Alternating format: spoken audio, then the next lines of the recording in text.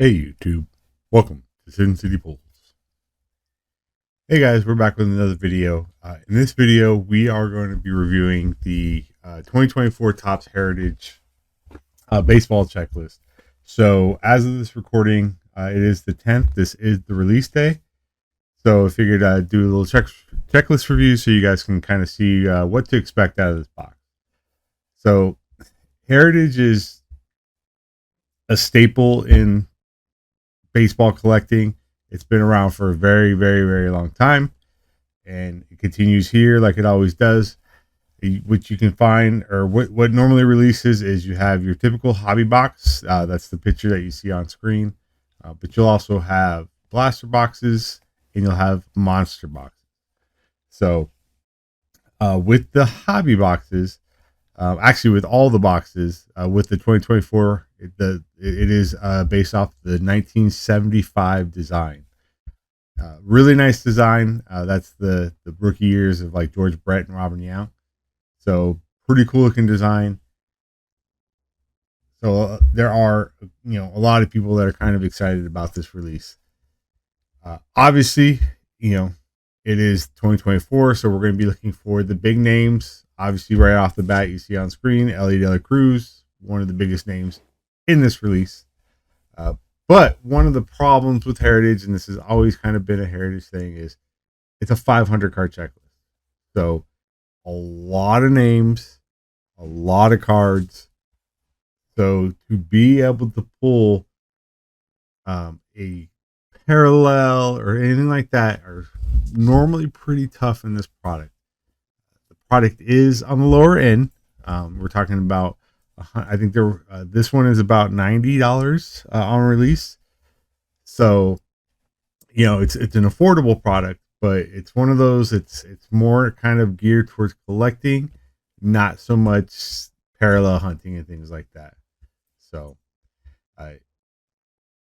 what's weird this year is, so in the years past, they've always had 100 cards that were what they called short prints.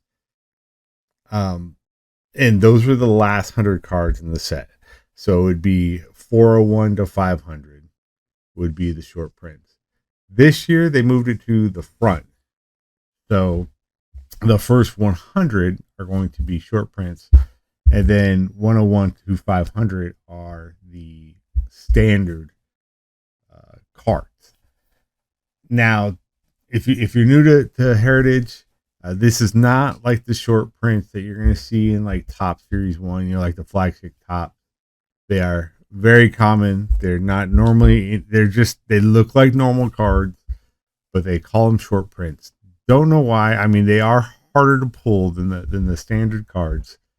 You can see here that it is 1 out of every 3 packs you're going to get a short print. So still pretty common. I don't know why they haven't gone away from this. It's one of those things that I don't think people even really care about. They're not, obviously if you're, collecting this set, you're going to look for those short prints to collect your set, but they're not any more valuable, right? Most of the players are your average run of the mill players. They don't put the top rookies as short prints. So, now, with the other thing about Heritage is they can be pretty hard to spot parallels. And unfortunately, with a hobby box, you might get one parallel, 1 to 3 parallels a box. Some of the parallels include, if you see down here, black and white images, color swaps. Those are probably the hardest to find, to identify, because this Elly De La Cruz is yellow and blue. The color swap, these colors will be different, right? So unless you know what the original card looks like, it's hard to see the color swap. But there is something that you can do to find out, and I'll talk about that in a minute. There's also white borders, nicknames, and it says the historically popular throwback uniforms. Image, black border, error, and missing facsimile signature variations are also the different short prints that you can find in here. So You can see all the cards because it's off the 75 design have a what they call a facsimile auto. So it's not a real autograph. So if you are new to Heritage, don't, obviously not every card is going to be autoed. When you do find an actual auto, it's either going to be blue or red. And those are kind of what people are really seeking out of Heritage. Now, you're also looking for Heritage Chrome cards, right? So they'll have the same exact design, but in a chrome finish. And if you have a base chrome, it's going to be out of $9.99. And then you're going to have lower numbers on most of them. There's obviously 2 here that aren't numbered, but they're pretty tough. So the blue sparkle refractors, you can only get those in monster boxes. Those are pretty popular, especially if it's a player that's like a team like kind of matches their color, like Bobby Witt and J-Rod from a couple of years ago. Pretty popular because it's the blue on blue. So it depends on the player, but they still normally have some decent value. Then you have the purple refractors. The purple refractors are in what's called hot boxes. So with hobby boxes, there's 12 boxes in a case. One of those boxes in every case is going to be a hot box, where every pack you open is going to have one of these purple refractors in it. And you also can find that as well in the blaster boxes. Blaster boxes. I don't know how many are in like a case of blasters. I'm not sure what those odds are, but it's the same thing. Inside that blaster box, every pack will have a purple refractor. Then you have your standard refractor, which is out of 575. Your silver, which is out of 375. No, those are pretty hard to tell the difference. So you just kind of have to normally base it off the numbering.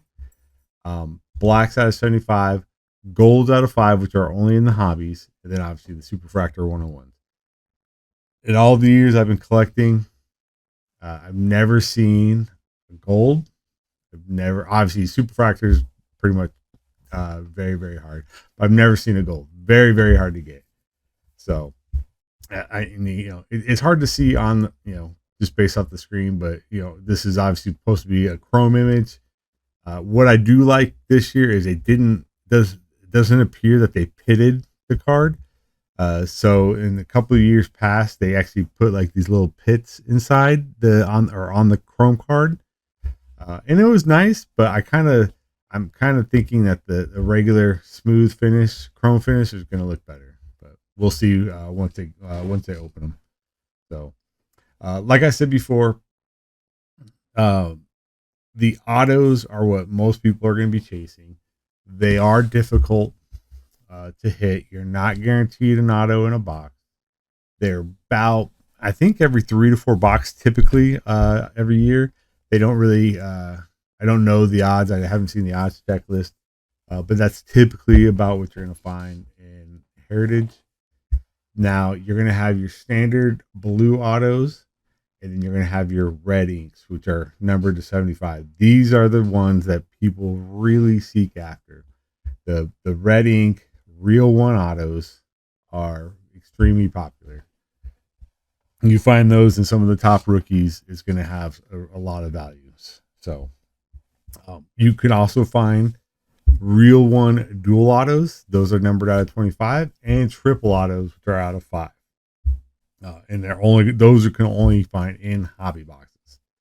So it says that new to this year are 1975 Topps award winner buyback autos. So it says signers on these cards came up big in the mid 70s. Original Topps cards are used for these, so they're going to be actual 1975 cards. The Topps is bought back. That's where the buyback is coming from. They have the player actually sign it, and then they send it out. So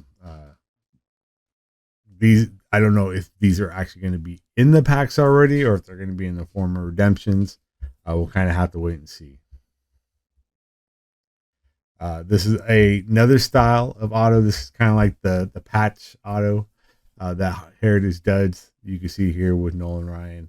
You're going to get a piece of game used memorabilia with his autos. So depending on the player, those are extremely sought after. Obviously, out of 25 or less, so going to be extremely hard to pull as well. You can get cut signatures from both baseball and celebrities, and they're all 101s. So good luck. Then, what you're normally going to get in a box would be a mem card. So you can see here, you have the mem of Julio Rodriguez. The nice thing about this is I think almost all of them are game used memorabilia, which is always nice when you actually can get a piece of game used something.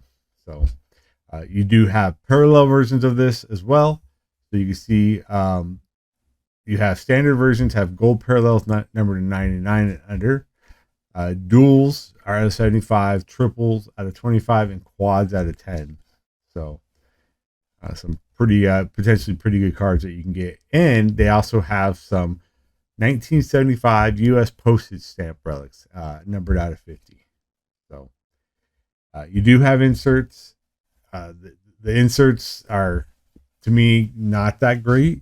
This is one of them right here. This New Age Performer kind of has that 70s vibe with the colors and the style of lettering. Those are decent, but the other ones I've seen I didn't think were that great.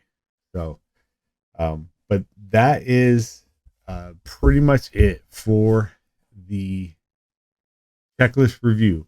One thing I did want to mention, and I talked about it earlier. So the way that you can find short prints, because like I said, they can be hard to identify, is if you flip the card on the back, normally wherever the number is, the card number, it's going to be written of what that variation is.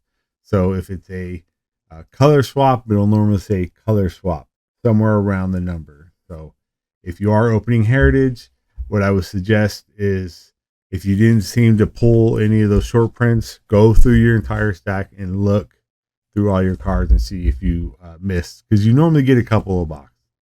So you just kind of go through and make sure you take a look at what you got. So, all right, guys, that is it for 2024 Topps Heritage. Always a great set. I normally try to open it, so if I'm able to get some boxes, I obviously will open them here on the channel. But that is going to do it. Thank you guys for coming out.